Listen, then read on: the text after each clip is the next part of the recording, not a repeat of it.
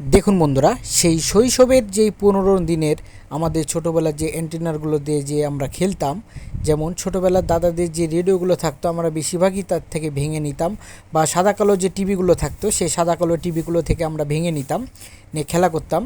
বা যখন পত্রিকায় যখন বড় আবহাওয়া বার্তা যখন পড়াতো বা দেখাতো, তখন দেখতাম যে এই ধরনের অ্যান্টেনারগুলো ব্যবহার করতে।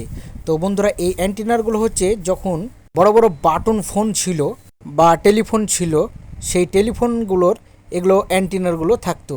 তো বন্ধুরা, এই অ্যান্টিনারগুলো যদি কারো প্রয়োজন হয় অবশ্যই আমাদের কাছ থেকে যোগাযোগ করে নিতে পারেন। অনেক পুরনো দিনের আমাদের কাছে অ্যান্টিনারগুলো আছে। চলুন আমরা দেখে আসি।